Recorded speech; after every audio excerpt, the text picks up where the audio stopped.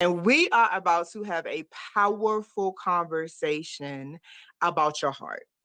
Because here's what I know: women who are healing everything are constantly having to prioritize what to put first. And I'm so happy that you have put your healing of your womb and your body and your finances, and you're ambitious and you're out here achieving and getting your education and launching the business and all of that. But dear, your heart is asking for your attention. Yes. And your heart has a dream that needs to be fulfilled. And you can have it all. Put that in the comment sections if you resonate with that. You actually can have it all. You can have the success. You can have family. You can have the love life that you are willing to create. So I have a phenomenal, incredible goddess with me today, who I am about to formally introduce to you, who is a living demonstration of what it looks like to fulfill your heart's dream. She is none other than one of my newly certified womb sauna practitioners, but she's so much more than that. And I just needed y'all to get a taste of her energy. I needed you to get to know her for yourself. And ain't she fly? Put some heart and some Thank light you. if you think she is just gorgeous. And I want them green chins. You see how my accent wall is green, but I'm like, dang. My favorite color is purple, but Okay. everything I like to express is in green. Maybe it's because I like money so much. I don't know. I think it's the connection to the earth. That's what I like to Okay. say, the connection to the earth. Yes. And it's also the color of the heart. So look at that Yes. That synchronicity, part. right? Mm-hmm. So Mm-hmm. let me introduce to you my dear sister and friend. She is Watani Marks-McThomas, and she is the visionary and the heart behind the Epiphany. Mhm. The Epiphany is a wellness studio that focuses on self care and mindfulness.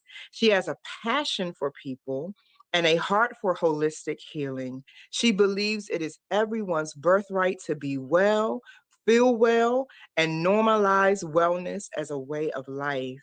Watani's own transformative journey has ignited her desire to create a nurturing space where others can embark on their own path to self discovery and healing. She specializes in Reiki therapy, sound therapy, guided meditation, and breath work. These practices have fueled her mission to prioritize well being and embrace a more fulfilling way of life. Put an exclamation mark in the comments if you feel sister's vibe and you're like, I need to know what's happening. So after being all of that, she had the audacity to add to her resume that she is now also a certified womb sauna practitioner. And our journey together in that process, I consider to be so sacred and Thank you. so genuine and so beautiful. We are actually getting a glimpse of the Epiphany. She decided to do this interview with me in her office space, and it's beautiful and it's lovely. And I love that you have come into the tribe and you're willing to have this important conversation with me and the women. And so I want to start here. What was it that interfered the most with you being able to have what you want in your love life? Oh, self-worth. Tell me more. Self-worth and self-love. I always considered myself to be a very confident person, but I think Mhm. there's a difference between external confidence Mm. and maybe like checking kind of the societal boxes of what confidence looks like and really loving yourself and valuing yourself. And so a lot of things happened in the pandemic, I'm sure for most of us, but that's where I had my epiphany. And that's where the shift happened. And there were a lot of experiences that forced me to prioritize myself, love myself more, and to really depend on myself, not that, I couldn't depend on other people, but I think some relationships were codependent and maybe unhealthy. And so the more I kind of poured into me and peeled back the layers, I was like, oh, I'm externally confident, but I've got some serious self-worth issues because I didn't have boundaries. And then I would be resentful. Mm. And so I just kind of began dissecting where I was, who I had become, who I wanted to be, and being more in integrity with, I guess, the perception of myself and what that manifestation actually looked like. Am I who I say I am? And am I living that life that I want to live? And if I'm not, why not? And how do I get there? What steps and changes do I need to make to get there? Mm-hmm. So I absolutely agree that it's going to be difficult for any woman to truly have what she wants in her love life if she has not defined her own worth. And I really want to hear your perspective on something, because when I put women in process with me, like I have a 9-week relationship training program, it's called Toxic Love Healing. One of the first things that I teach the women is to identify what you inherited as your truth about your worth, because it is the mother that teaches all children what they deserve. It is the mother that teaches all children what they deserve. Put an exclamation mark in the chat box if you resonate with that, or in the comment section. Yeah, it is your mama that is your first experience of God and is your first checkpoint for what do I get and why. So how did your journey with your mother and any wounds that may have occurred there intersect with what you tolerated from your lovers? Woo! That's a great question. My origin story is interesting because my parents were two divorcees. So my mother was divorced with 2 sons. My father was divorced with 2 daughters. They met at work at the post office and quickly had a whirlwind kind of love affair. And then, here I come. 90 days later, she's pregnant with me. And there was a lot happening. My mother had just lost her mother, my grandmother. And, my father was kind of dealing with PTSD. He was a Vietnam War vet. So lots happening. And the message, unfortunately, that I received as a child, my mom always wanted to be very honest with her kids and very truthful, which I can appreciate. But I think age appropriate communication is very important. And she was very honest about the fact that, your dad didn't want you. And, I fought to have you. And so I think that the abandonment and the I'm not wanted message was unfortunately communicated at a very young age. Now, everything was Can we fine. just take a sacred pause there? Because, girl, you said something that I have been very loud in the marketplace around right now. I've been doing a lot of teaching about what I consider to be the spiritual castration of inadequate men who are not performing their duty to their families, and men who have been blessed with being able to pass their genes on and be absolved of all responsibility. And by working with the women like we do, we witness firsthand, and you witness by having a mother in that scenario, right? There's such a delicate line here for me, and I really want to expand this conversation with you. Because on one hand, yes, age-appropriate communication, but I think we have a generation of women who nurse these inadequate men and have poor standards because our mothers and grandmothers and aunties shielded us from the truth about these men, right? So where is the balance for you, having had that experience? Where's the balance?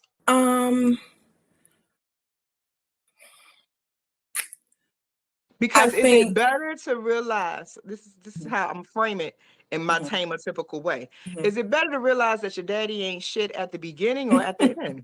Well, I think somewhere in the middle. And I think that, so when I went to therapy, my therapist asked me, she said, how did you know your father, you were an unwanted pregnancy, with your father. And my mom told me, and she said, well, how old were you? And I was like, 4. And she was like, a 4-year-old's not supposed to know that because Why? because she was like, because you're developing, I guess, like your identity and your self-worth, because the message is you're not wanted. And so that was always a struggle up until very recently, that nobody wants you.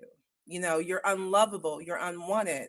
You were unwanted, at conception. And so what happens is that, when my I hear brother's that. having this. So for our listeners, I want to frame that so nobody misses it.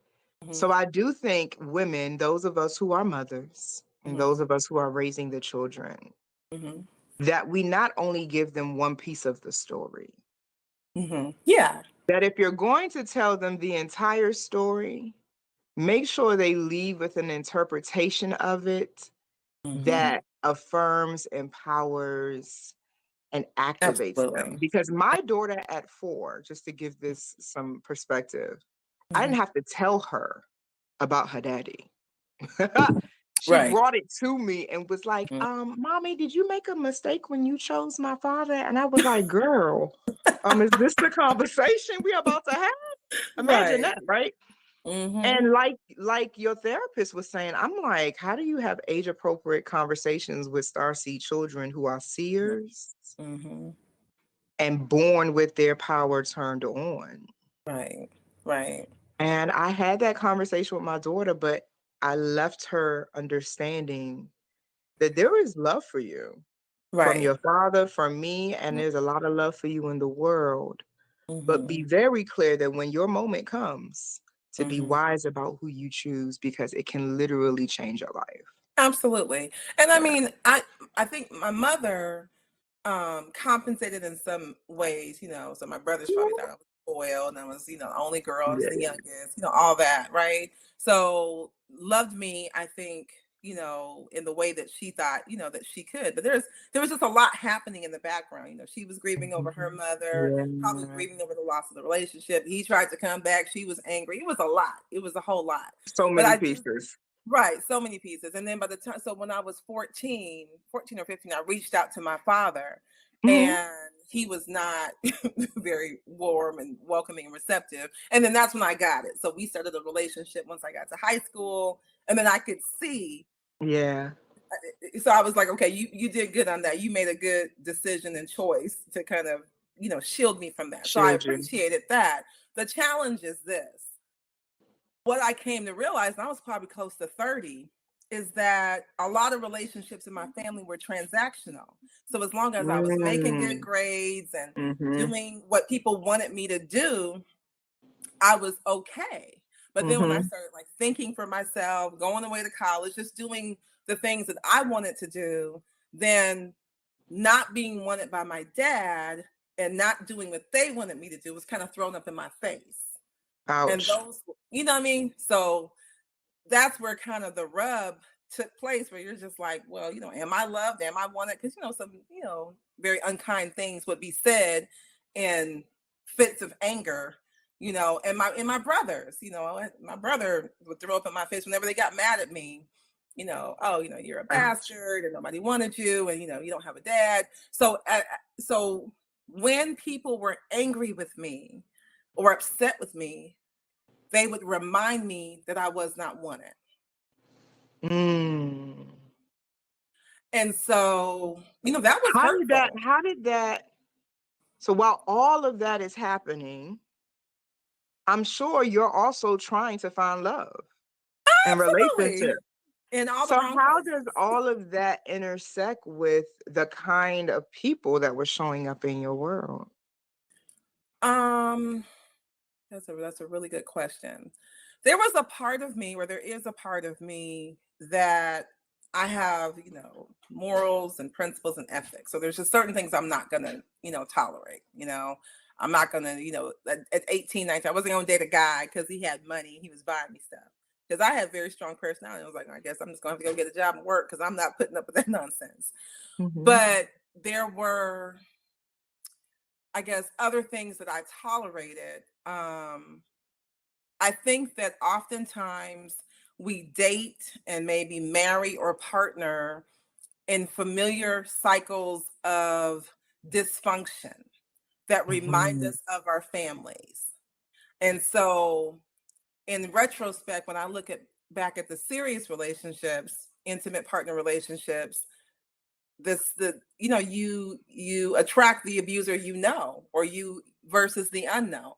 And I think that's what I was doing. So different appearance, different clothing, different attire, same experience Same because I was wound, used same to it. trauma. There you go. I was accustomed to it. Harville Hendricks, in his book, Getting the Love You Want, it's been out for over 20 years. He Mhm. says every human being chooses their mate based on their subconscious mind's attempt to heal their childhood wounds. Yep.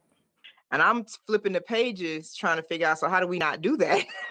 And Right. he's basically like, it is a subconscious mechanism. And in retrospect, it allows me to have deep compassion for myself Hmm. because my love life is the record for how I have processed the trauma from my childhood. Yes. So I used to be very critical. Hmm. And I think culturally, we're dealing with a generation where people criticize and say women, Black, especially Black women, just do better, pick better.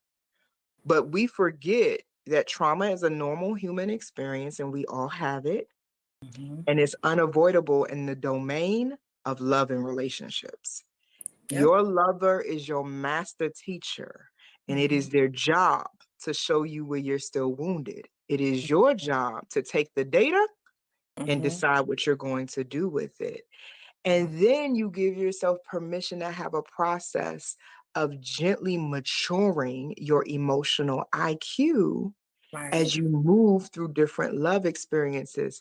I think so many women have a disadvantage who are looking for one lover and that Cinderella Disney crap. Like, no, you actually need to get your numbers up in terms of dating and having intimate, serious relationships. Most women that come to the Mhm. pot tell me they've only had 2 serious relationships. I'm like, how are you 50 and you've only had 2 serious like you Right. haven't been out here practicing your heart muscle? Right. What are That part. you holding back for? And how are you going to figure out where your skill level is Mm-hmm. if And you what you don't have like an and what you apprentice? don't like, what you want, and what Yes, you don't want, what you'll accept and what you won't accept. exactly. Yeah, so I think that that's what I recognized, that I was basically just attracting my subconscious, childhood wounds, trauma, all those things.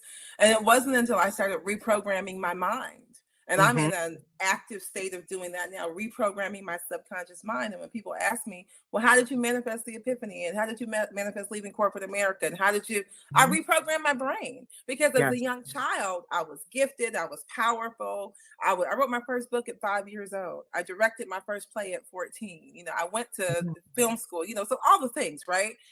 So I knew I had the magic and the power, which we all have. I just didn't activate it consistently. So Mm, now I'm in a space where one negative thought, counter it with a positive. I don't make self-deprecating statements about myself. I don't even joke with myself mhm. subconsciously in my mind. We don't crack jokes about ourselves that are going to, reduce us or affect our self-esteem, because your subconscious mind doesn't know the difference.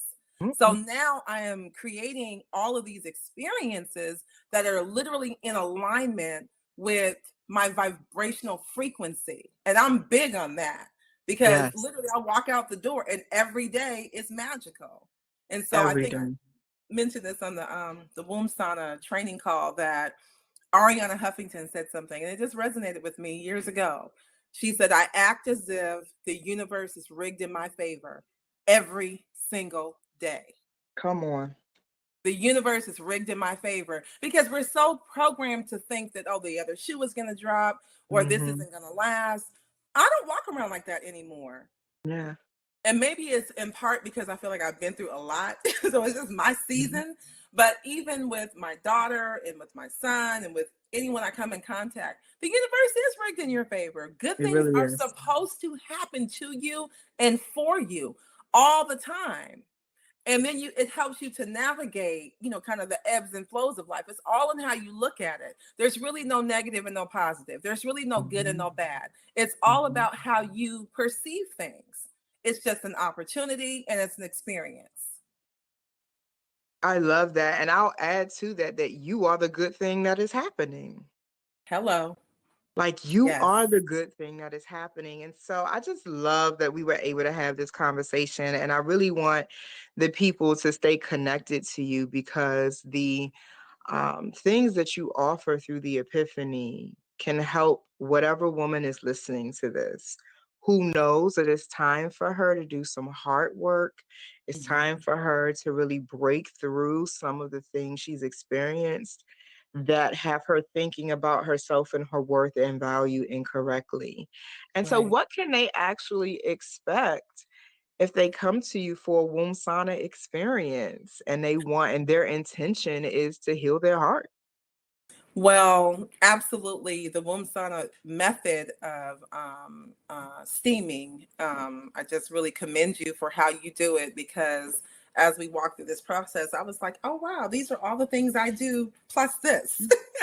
So Mhm. that's where it intersects for me. So obviously, the Reiki, and the energy work and like you said, the color therapy, just incorporating all of those things that we're Mhm. already doing, whether it's sound healing, whether it's vibrational or whether we're working with tuning forks, whatever that energy is calling for. That's really how we respond. Mhm. You can read the intake form and how you're going to administer, I guess, and what herbs and things of that nature, but you don't know energetically until the person really shows up and where are they at and what is it that they need, and just pouring that epiphany experience into them while they're healing their womb. Heal your heart, heal your womb. I love that. So just to reinforce what Watani is saying, your experience in a womb sauna session with her for any woman listening. And what area are you in, Watani, so they know? I am in Winston-Salem, North Carolina, and we do service the Triad area, but we have an Epiphany mobile experience, so we will come to you. We doing this worldwide, ladies. We are in 17 Yes. different countries. It's incredible.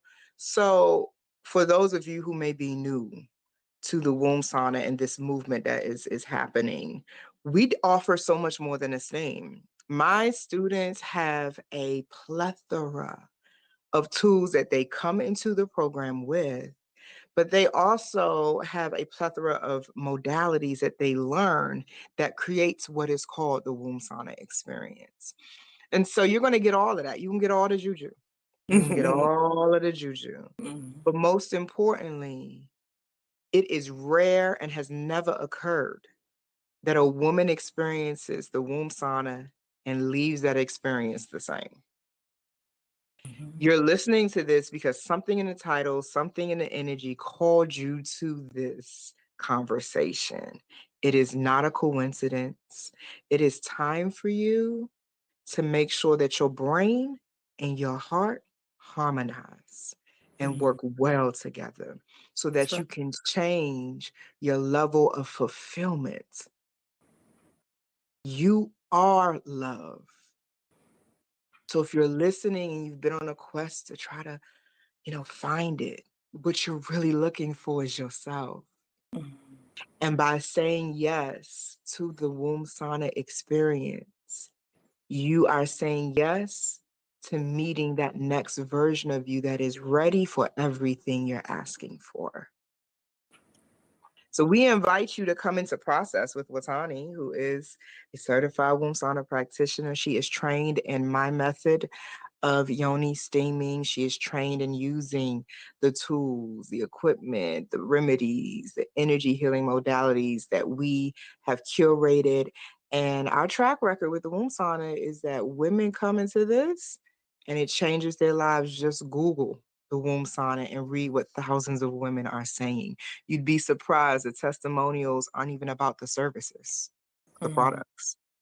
It's about the transformation that occurs. There are women listening, Watani, who need their hearts to bust wide open. Absolutely. I'm knocking on it. I'm knocking on the door of your heart. That's right. I'm knocking on the door of your heart and saying, let's create the solution and stop hoping that it'll one day be created. That's right. And so how do they stay in touch with you? And what is the call to action, the unique offering that you have for our listeners? Well, they can stay in touch. They can visit theepiphany.com, TheEpiphani.com. We are on Facebook, The Epiphany LLC. We're on Instagram, the.epiphany. So you can reach out to us that way. And you know, the call to action is to get lifted and shifted. You know, the Epiphany says, you know, we are a manifestation of a divine experience, and we are all walking, breathing divine experiences. So come through and, you know, manifest your experience, your reality that you want to create for yourself. I love it. All right, North Carolina, pop that squat. Get ready to open and break through. And thank you, Watani, for your time. It is such an honor to have you representing the brand in this movement and doing the work with me and your other sisters. Deep bow to you for all of the costs that you have paid to pour your oil in the world the way you do. I'm so proud of you. Thank you. Thank you for holding space and creating the platform and the opportunity. We are above, beyond grateful. So thank you. Of course. It's a whole vibe over here. And for any of you who are like, I want some of this womb sauna practitioner energy, you should come into the tribe, because I've been telling my students that the next phase of your healing is community. Yes. You need community. We need each other, and we need to stop acting like we don't. And ultra independence is a trauma response. You need to learn how to cooperate economically, professionally, personally. You need to learn harmony and how to merge. So that's what we do here at the Womb Sauna University. All right, y'all, we have had fun with you, and I cannot wait to read all your comments and feedback. And then I'm gonna be checking in with Watani, like, girl, who over there popping that squat on them pots? We'll have a good time holding space for you and helping you break through. So thank you for your time as well, listeners, and chiming into this conversation. I hope you heard something that activated you and is calling you to action to do more. And we are about to have a power